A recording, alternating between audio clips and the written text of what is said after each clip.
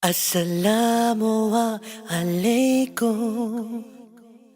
The day has arrived. You waited and prayed for that day, which would change your life. Your love's found a way on this beautiful day. It's the best day of your life. Inshallah, a day to celebrate. A special day with blessings all around. Let's raise our hands and pray to Allah. Barakallahu lakuma wa baraka alaykuma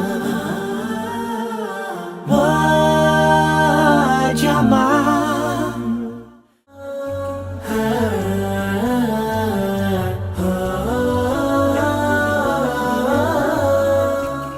Assalamualaikum warahmatullahi wabarakatuh.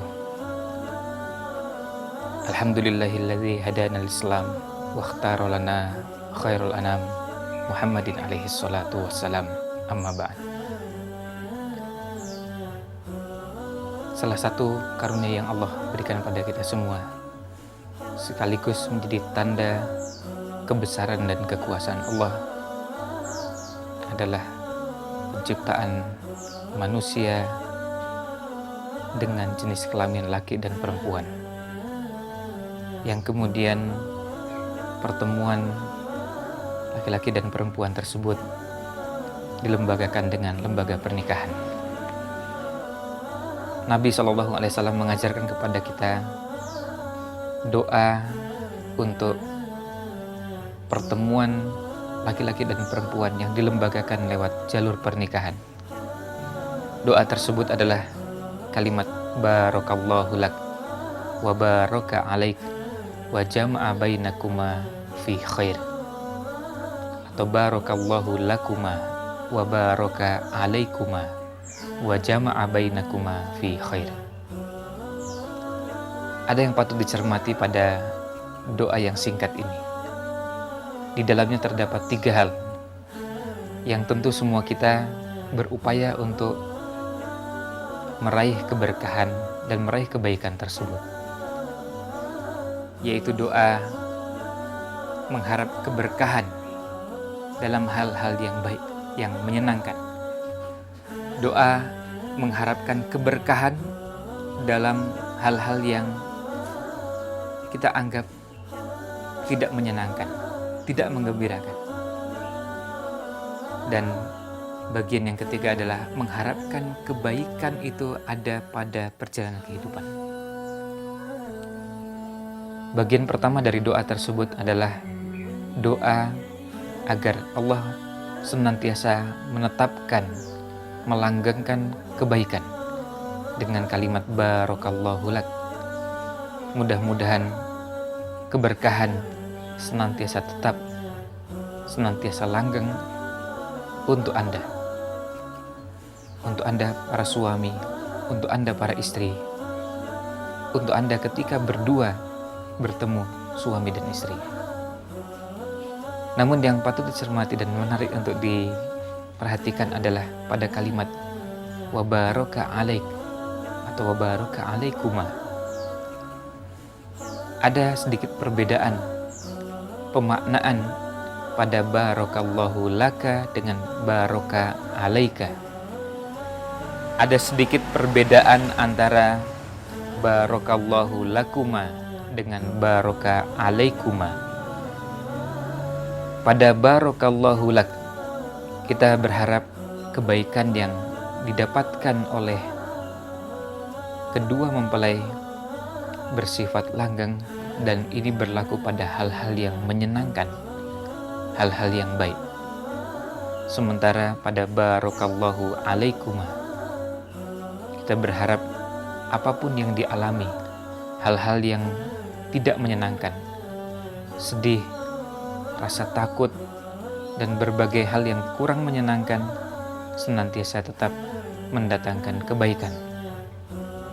Dalam kehidupan rumah tangga, satu hal yang tidak bisa dipungkiri adalah adanya suasana yang menyenangkan dan tidak menyenangkan.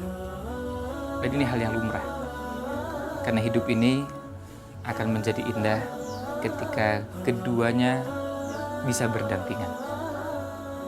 Ada kebahagiaan, ada saat-saat kita merasakan rasa getir, takut, cemas.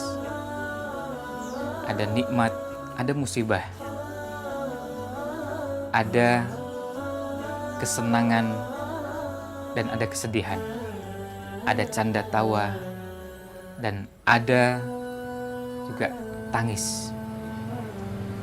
Yang semua ini dalam bingkai kehidupan seorang muslim dan muslimah adalah sesuatu yang wajar. Karena semua kita, semua pribadi kita pasti merasakan. Baik hidup sendirian atau hidup bersama orang lain, kita pasti akan merasakan hal tersebut adalah sesuatu yang wajar. Kita pasti akan merasakan bahwa kedua-duanya harus berjalan bersamaan. Dari dua kalimat tersebut, yaitu pada kata barakallahu laka dan wa baraka alaika, mengajarkan kepada kita bahwa perjalanan kehidupan rumah tangga, suami dan istri, pasti ada hal-hal yang tidak menyenangkan. Suami perlu melakukan penyesuaian-penyesuaian pada istri. Kadang-kadang hal tersebut tidak secara sengaja dilakukan. Ada yang dianggap menyenangkan oleh suami, tapi tidak dianggap menyenangkan oleh istri. Sebaliknya juga demikian. Oleh karena itu, doa keberkahan adalah doa yang selalu kita mohonkan kepada Allah Subhanahu wa taala, agar perjalanan hidup tersebut menjadi sesuatu yang berjalan normal dan wajar. Kita tidak perlu merasa kaget ketika ada suami yang marah pada istri, atau sebaliknya istri yang marah pada suami, karena itu adalah bagian dari kehidupan. Tetapi ketika dibingkai dalam bingkai keberkahan, tentu menjadi berbeda. Cara marah, waktu marah, ungkapan kemarahan, dan segala hal-hal yang tidak menyenangkan tersebut bisa mendatangkan keberkahan. Demikian halnya pada saat mendapatkan kenikmatan, tidak menjadi lupa diri, lalu merasa bahwa dia menjadi orang yang paling mendapatkan nikmat dan orang di seluruh dunia menjadi orang yang paling sengsara. Dia bisa tahu diri dan bersyukur kepada Allah Subhanahu wa taala dengan cara yang diajarkan. Ada sebuah kisah yang menarik yang dikisahkan oleh salah seorang ulama di masa yang lalu, ketika mendapati ada seorang istri dengan paras yang cantik, dengan akhlak yang baik, mendapatkan suami dengan penampilan fisik yang tidak menarik, nggak ganteng, tapi sekaligus juga yang jadi masalah adalah sang suami memiliki akhlak yang buruk. Atau dengan ungkapan sederhana, sang istri memiliki jamalul zahir wal batin, keindahan lahir batin. Kemudian sebaliknya, sang suami memiliki keburukan lahir dan batin. Ketika muncul pertanyaan kepada sang istri, mengapa Anda betah? Mengapa Anda masih mau bersama suami seperti ini? Padahal jelas bertolak belakang. Apa jawaban sang istri? Iman itu unsurnya ada dua. Ada syukur dan ada sabar. Kalau Allah karuniakan saya paras yang cantik, akhlak yang baik, maka harus disyukuri. Tetapi ada sisi lain dalam kehidupannya dan dalam kehidupan saya, bahwa saya juga harus menyempurnakan syukur saya dengan sabar. Sabar bertemu dengan suami dengan kondisi seperti ini. Dan tidak mungkin iman hanya berisi syukur tanpa sabar. Dan tidak mungkin iman hanya berisi sabar tanpa syukur. Disinilah kesempurnaan iman seseorang. Oleh karena itu, kita bisa pahami bagaimana namanya barakallahu lak dan wa baraka alaik. Karena memang dua-duanya ada dalam kehidupan. Yang menarik dalam ungkapan kisah tersebut, dalam lanjutannya, ada ungkapan dengan kalimat bisa jadi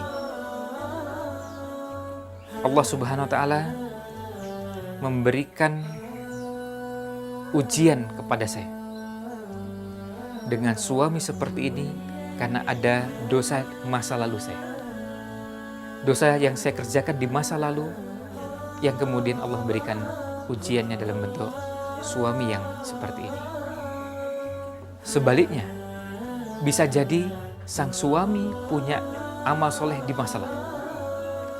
Amal soleh tersebut yang dikerjakan di masa lalu yang kemudian membuahkan hasil, mendapatkan istri seperti ini.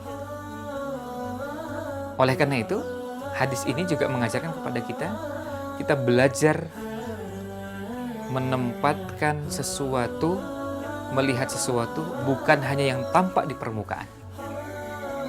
Tidak boleh kita melihat sesuatu hanya cuma yang lahir, tapi juga ada hal-hal yang berada di belakang itu.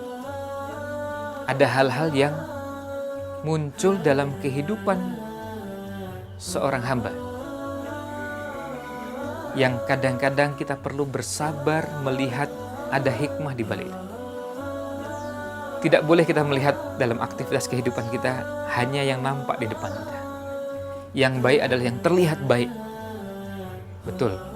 Tetapi juga kita perlu bersabar. Kadang-kadang yang berpenampilan lahiriahnya baik di depan kita ternyata memiliki perangai-perangai buruk dalam kehidupannya. Ini yang membuat kita merasa tidak akan mudah memvonis orang dengan kebaikan dan keburukan. Kemudian pada bagian yang ketiga, dalam doa tersebut ada kalimat wa jama'a bainakuma fi khair. Dan Allah mengumpulkan Anda berdua dalam kebaikan. Wa jama'a bainakuma fi khair. Dan mudah-mudahan Allah mengumpulkan Anda berdua dalam kebaikan. Artinya, apapun yang dijalani dalam kehidupan bisa bernilai kebaikan. Makan minum kita menjadi kebaikan. Mencari nafkah untuk kebaikan dan menjadi kebaikan. Kebaikan melanggengkan kita untuk terus bersama-sama. Dan kebaikan menjadi landasan bahwa kita akan bersama-sama. Oleh karena itu, suami dan istri yang membangun kehidupan rumah tangga dan berniat untuk bersama-sama dalam kehidupan rumah tangga, nilai-nilai kebaikan menjadi prinsip yang harus disepakati di awal perjalanan kehidupan rumah tangga. Apapun yang kita lakukan, apapun yang dilakukan oleh suami terhadap istri, oleh istri terhadap suami, termasuk juga ketika suami istri kelak mendapatkan keturunan dan punya anak, maka kebaikan harus melandasi semangat dan aktivitas yang ada. Inilah sebuah doa yang begitu dalam maknanya. Ketika Nabi SAW mengajarkan kepada kita dengan doa tersebut, ini artinya doa ini benar-benar menjadi doa yang sekaligus memberikan semangat kepada kita bahwa keberkahan, kebaikan dalam kehidupan rumah tangga kita upayakan untuk terus kita dapatkan, dan kita upayakan dengan secara sungguh-sungguh kita mintakan kepada Allah Subhanahu wa Ta'ala. Karena berkah tidak bisa dimaknai dengan satu dua makna. Berkah begitu dalam maknanya. Semua kita yang menjalani kehidupan sangat yakin bahwa kebaikan, keberkahan adalah bagian inti dari perjalanan kehidupan berumah tangga. Oleh karena itu, hadis ini menjadi hadis yang patut menjadi renungan bagi kita semua.